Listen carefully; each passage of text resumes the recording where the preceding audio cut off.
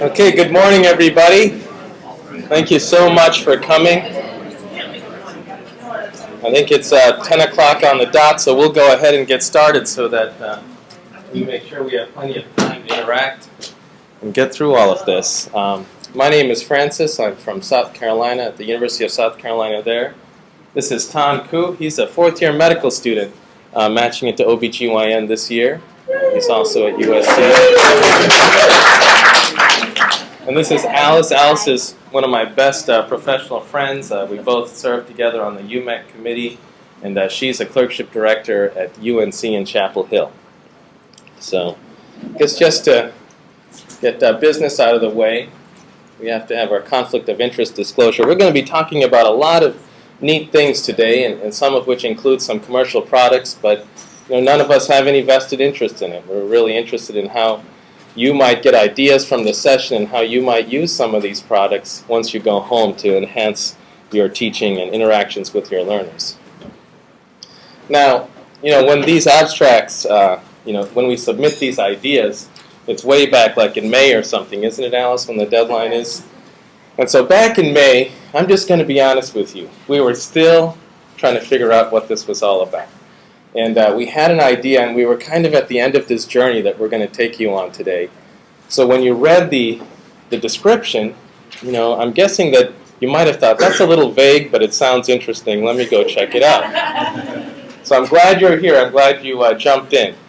I'm going to make a couple assumptions about you today. And I think that the first safe assumption to make would be that, number one, you like to teach. That's why you're at this meeting, and hopefully that's why you're at this session.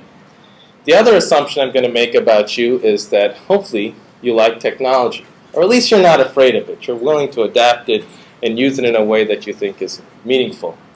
Well, if we think about our lives as teachers, I think that most of us want to use technology in our teaching and hopefully use it in a way that enhances our interactions with our learners.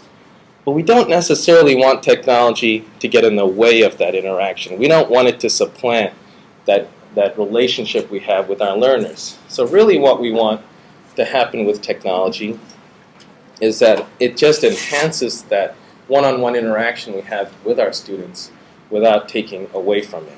And I think the ideas that we're going to present to you today will in fact be along those lines. Hopefully you'll leave saying, you know what, I can see how this would really help the way I interact with my learners.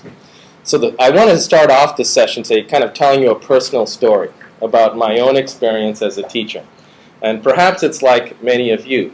Now, my first experience with teaching came when I finished my fellowship and I moved to Greenville, South Carolina, and I became a clerkship director. Now, this was the first time that I really had the responsibility to do a lot more teaching. I've done teaching like perhaps a lot of us do as residents, where we just kind of teach at the bedside and teach a few things right off the top of our heads. But now I was in a formal classroom setting and I had to do teaching for people. So what was my approach? Well, I thought back to what I had seen other people do. So I went and I hit the books. I pulled important textbooks. I'd pull the APGO clinical opinions. And then I would pull out my computer and I'd make these really slick PowerPoint slides. Try to jam-pack a very concise slide of all the information I knew that the student needed. Then, of course, I'd go to the classroom then, and then I would deliver that information. Well, what do you think happened after I did that? Well, unfortunately, it wasn't a good experience. And you know what? I was so disappointed. I just couldn't figure out what I did wrong.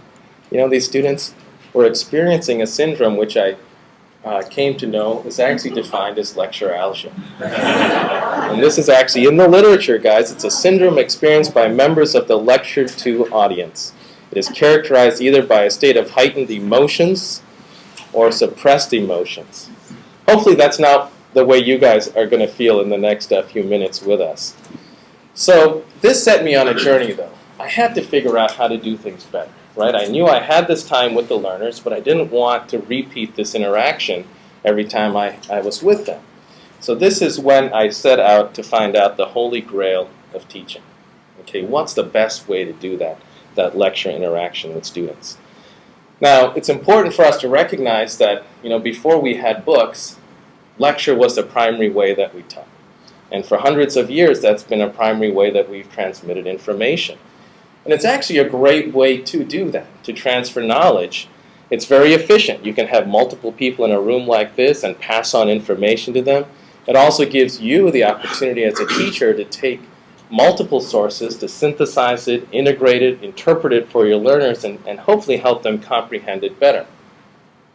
Well, if we move on a little bit more in history, when we get to the era of Gutenberg, he invents this thing, the movable printing press. And now suddenly, there's a lot more printed material that becomes available. But interestingly, if you look at the history of teaching, it really didn't impact the way people teach.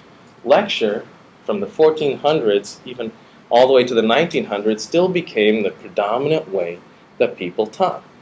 Professors would come into the room, they'd have a very comfortable lecture that they could give, they would render it to the students would diligently copy it down, they'd go home and study it. This was a good process for both the teacher and the learner. It's very comfortable for you as a teacher because you didn't have to do a lot of preparation. You could just come in, you knew the points you wanted to make, you could say them, and then move on with the rest of your work for the day.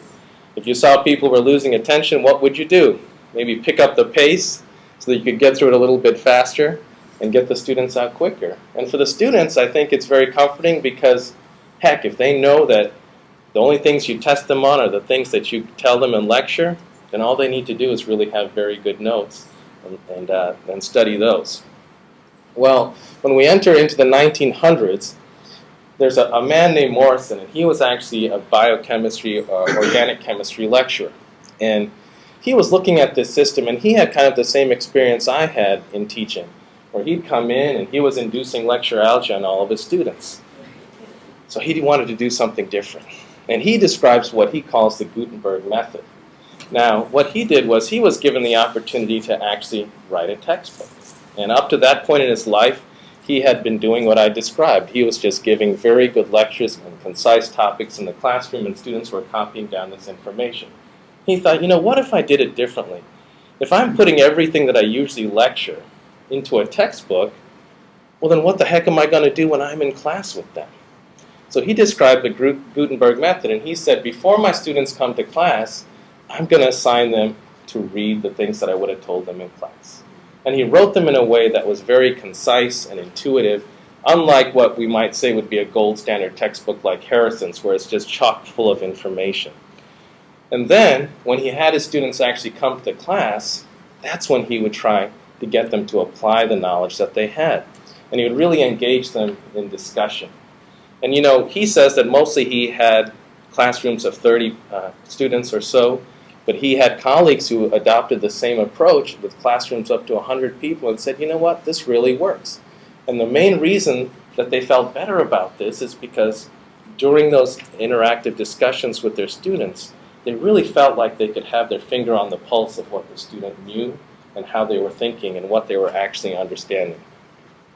Now, I want to digress just for a second, because when we talk about discussion in classrooms, there's certainly different ways that we can do discussions. Now, most of us have heard about this guy, Socrates, and he described the Socratic method. But I'm willing to guess that some of us don't really use the Socratic method, and we use the pimping method, don't we? Who would be willing to say that they pimp? Anybody in this room? Yeah. So, this was important for me to understand that there's really is a difference between the two. If we look at Socrates, he never wrote about himself, and it was actually his pupil, Plato, that wrote everything about him. But Socrates, actually, his goal was never to transmit information. His goal was to use questions to just stimulate critical thinking. And his goal was to really expose any faulty reasoning that his learners had, and then motivate them to grow and study and learn and deduce the answers about truth. Now, pimping